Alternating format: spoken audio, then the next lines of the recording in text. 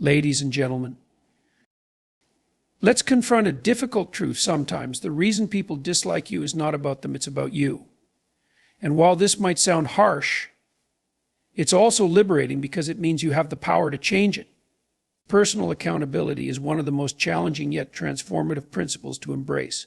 It requires a fundamental shift in perspective from blaming external circumstances or others for our problems to examining our own behavior with honesty and precision.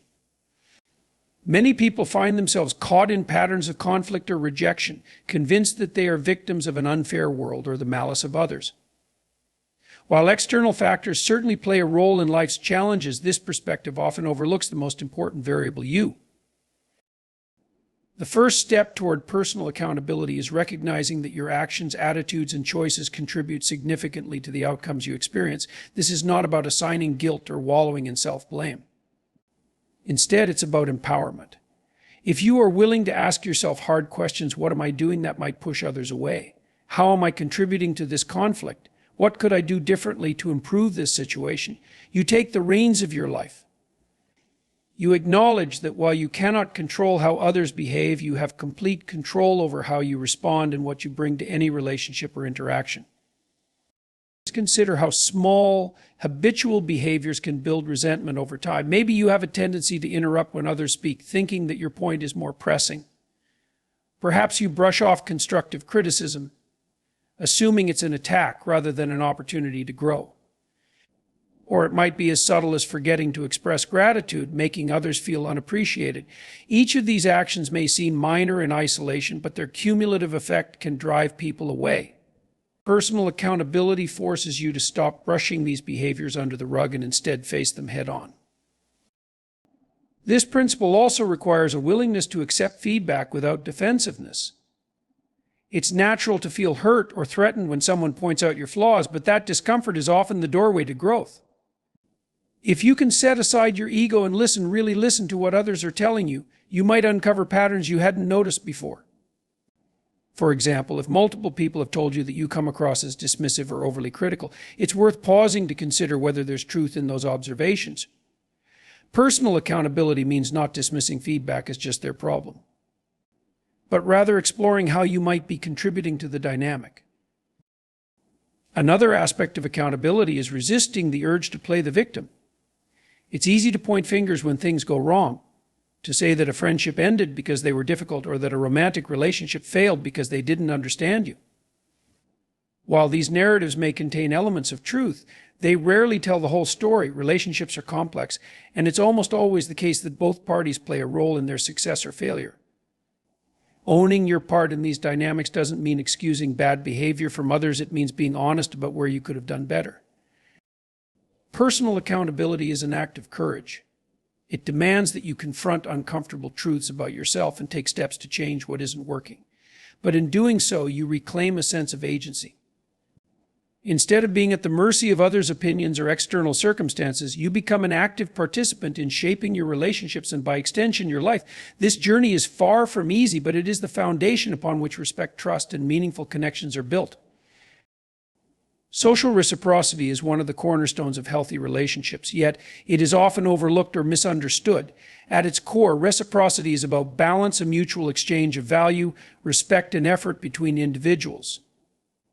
When this balance is disrupted, resentment and disconnection begin to take root. Relationships, whether personal or professional, cannot thrive when one person is constantly giving while the other is merely taking. The concept of reciprocity extends far beyond material exchanges. It includes emotional support, attention, understanding, and acts of kindness. Think about the relationships in your life where you feel valued and appreciated. What makes them fulfilling? More often than not, it's the sense that your efforts and contributions are recognized and matched. When reciprocity exists, relationships feel harmonious and trust deepens. On the other hand, when one person feels consistently undervalued, unappreciated, or taken for granted, the relationship begins to deteriorate. A lack of reciprocity often manifests in subtle ways. Perhaps you're the type of person who leans heavily on others during tough times but fails to offer the same level of support when they need you. Or maybe you frequently interrupt conversations to redirect attention to yourself, unknowingly sidelining the thoughts and feelings of others. While these behaviors might not seem harmful at first glance, they can accumulate over time, leaving others feeling neglected or used. Another aspect of social reciprocity involves respecting boundaries. People are naturally drawn to those who make them feel comfortable, safe, and respected. If you consistently overstep someone's boundaries by dominating conversations, making unreasonable demands, or failing to honor their time and space, you risk eroding the balance of give and take. Over time, this can lead to a breakdown in trust and connection, as the other person begins to feel that their needs are secondary to yours. Reciprocity does not mean keeping a mental ledger of every favor, compliment, or act of kindness. Healthy relationships are not transactional. Instead, they are built on an unspoken understanding that both parties are committed to contributing in meaningful ways. Sometimes one person may give more than the other during challenging times, and that's okay as long as there is a general sense of balance over the long term. Problems arise when one person consistently takes more than they give without acknowledging or addressing the imbalance. Reflecting on your own behavior is essential. Ask yourself, do I show genuine interest in the lives of others, or do I only focus on myself? Do I make an effort to support and uplift the people around me, or do I rely on them to meet my needs without reciprocating? Recognizing and addressing these patterns is not only an act of humility, but also a step towards strengthening your relationships. The beauty of social reciprocity is that it fosters goodwill. When you invest time and effort into others, you naturally encourage them to do the same. People are more likely to support you, listen to you, and value your presence when they feel that you genuinely value theirs. By practicing reciprocity, you create an environment of mutual respect and cooperation, a foundation upon which any meaningful relationship can grow. Emotional maturity is a fundamental requirement for fostering strong, enduring relationships. It involves the ability to regulate your emotions, empathize with others, and respond to challenges in a thoughtful, balanced manner. When emotional immaturity takes center stage, manifesting as entitlement, arrogance, or unchecked anger, it can quickly erode trust, alienate others, and make meaningful connections nearly impossible. One of the hallmarks of emotional maturity is the capacity to manage your reactions. Everyone experiences anger, frustration, or disappointment, but how you handle these emotions determines the tone of your interactions. If you're quick to lash out, criticize, or blame others when things don't go your way, you create an environment of tension and hostility. People will begin to tread carefully around you, not out of respect, but out of fear of your unpredictability. Over time, this dynamic fosters resentment, leaving you isolated and misunderstood. Another critical element of emotional maturity is the ability to let go of entitlement. Entitlement is the belief that the world or the people around you owes you something. It might manifest as an expectation that others should always prioritize your needs, validate your opinions, or cater to your desires. When these expectations go unmet, entitlement often leads to bitterness or passive-aggressive behavior. The truth is, no one is obligated to meet your every need or tolerate unreasonable demands. Relationships are partnerships, not platforms for dominance or self-serving behavior. Emotional maturity requires understanding that mutual respect and effort are the foundation of any connection. Arrogance is another barrier to emotional maturity. When you approach relationships with an inflated sense of superiority, dismissing others' perspectives or feelings, you send the message that their experiences are less valid than yours. This creates a power imbalance that stifles open communication and collaboration. People are drawn to humility, not condescension. Recognizing that you don't have all the answers and that others can offer valuable insights is a sign of emotional growth. It allows for meaningful dialogue and fosters a sense of equality within relationships, or the ability to understand and share the feelings of others is another pillar of emotional maturity. Without it, relationships become one-sided with little room for connection or trust. Emotional maturity involves actively listening, putting yourself in someone else's shoes, and responding with kindness and understanding. This doesn't mean you have to agree with everyone or sacrifice your own needs, but it does mean valuing others' emotions as much as you value your own. Emotional maturity requires self-awareness and accountability. It's about recognizing when your behavior is contributing to a problem and taking steps to address it.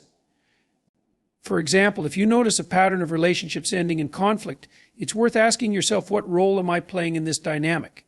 Taking responsibility for your actions and their impact on others is not a sign of weakness, it's a mark of strength and growth. Emotional maturity is about creating space for understanding, compassion, and respect in your interactions. It's a commitment to growth, to being someone who others can rely on without fear of judgment, volatility, or disregard. When you cultivate emotional maturity, you not only improve your relationships, but also deepen your sense of self-respect and personal fulfillment. The ability to listen is one of the most undervalued yet transformative skills in human interaction.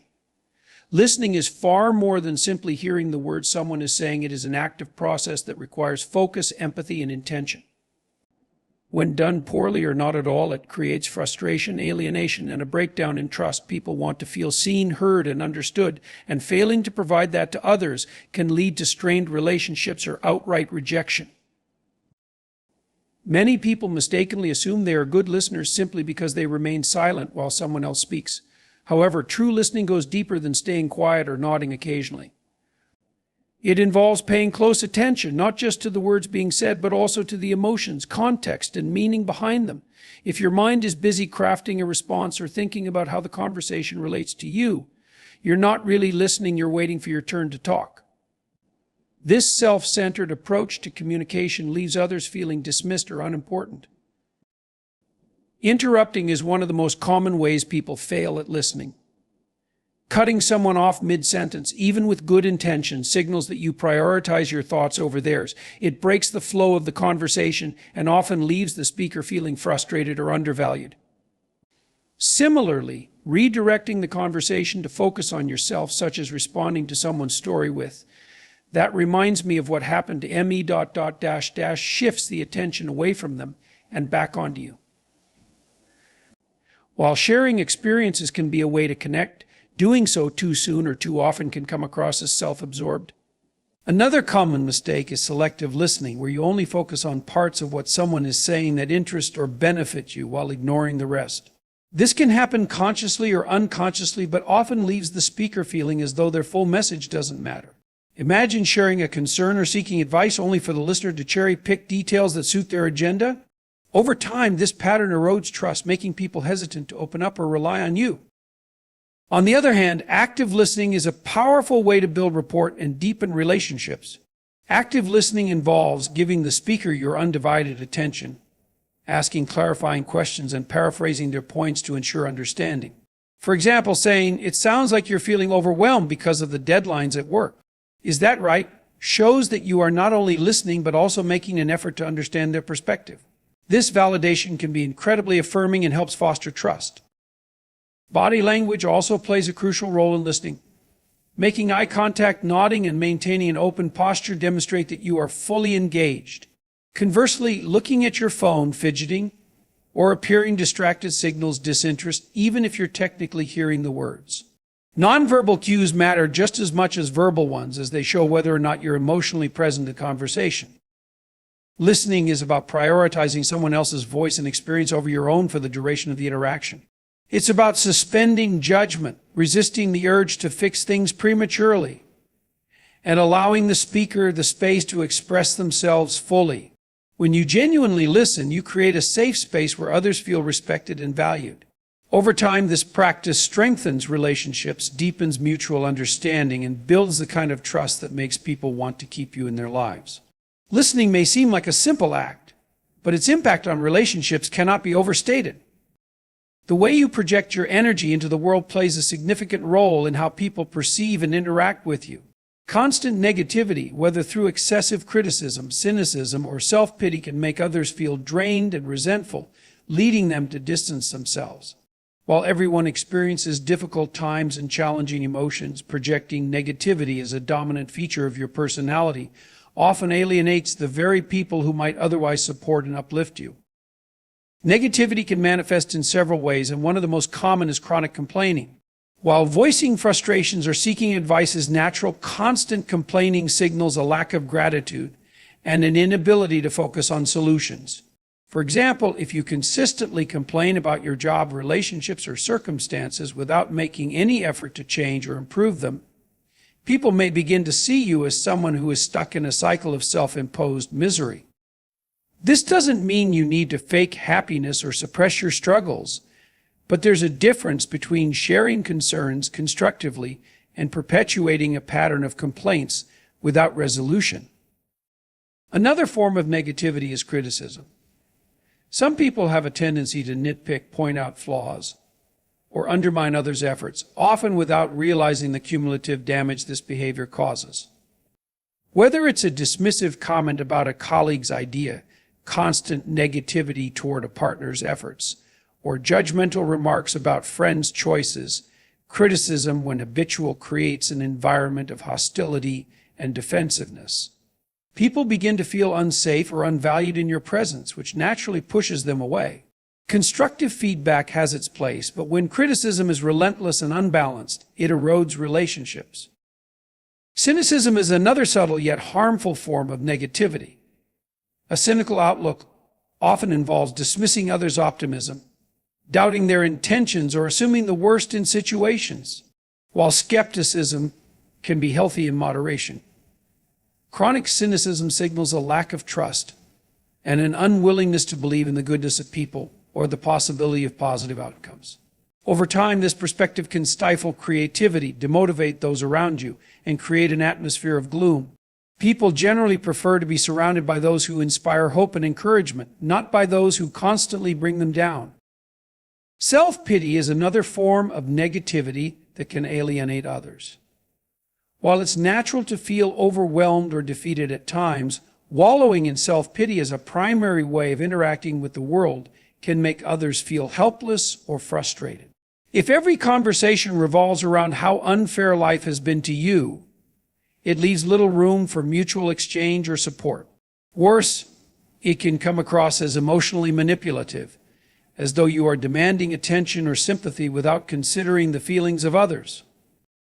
The key to addressing negativity is self-awareness. Ask yourself, how do I make people feel when they're around me? Do I leave them uplifted, inspired, or at least neutral? Or do they walk away feeling burdened, drained, or criticized? Acknowledging patterns of negativity in your interactions is not about blaming yourself, but rather about recognizing the impact of your energy on others.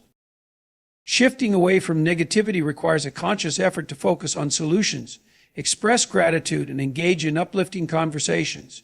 Instead of venting about problems try discussing what you've learned or how you plan to address the issue. Celebrate small victories and acknowledge the good in your life, even during challenging times. People are drawn to those who radiate resilience and positivity, not because they never struggle, but because they approach struggles with hope and grace. By projecting constructive energy, you create an environment where relationships can thrive, and others are more likely to want to be around you. Growth and adaptation are the cornerstones of personal development and the foundation for healthier, more meaningful relationships. Every human being is shaped by habits, behaviors, and patterns of thinking, many of which are deeply ingrained and operate unconsciously. While these patterns may have served you in the past, they can also create barriers to connection, trust, and fulfillment. The key to overcoming these barriers lies in a willingness to grow, adapt, and take active steps toward becoming a better version of yourself. The first step toward growth is self-awareness. Many people go through life unaware of the impact their behavior has on others, attributing relationship struggles or social rejection solely to external factors. However, meaningful change begins with the courage to look inward and ask difficult questions. What patterns keep repeating in my life? How do my actions, words, or attitudes affect the people around me? Am I open to feedback, or do I become defensive and resistant? This process of introspection is not about self-criticism, but about identifying areas where growth is needed. Acknowledging the need for change is only the beginning. True growth requires a willingness to adapt, which means actively altering your behavior based on what you've learned about yourself. For example, if you've realized that you tend to dominate conversations, you might practice pausing to invite others to share their thoughts. If you've noticed that you often react defensively to criticism, you could work on responding with curiosity instead of taking it as a personal attack. These adjustments may feel uncomfortable at first, but they are essential for building stronger, more harmonious relationships. One of the most empowering aspects of growth is recognizing that it's a continuous process, not a one-time event. Change doesn't happen overnight, nor is it linear. There will be moments of progress and moments of setback.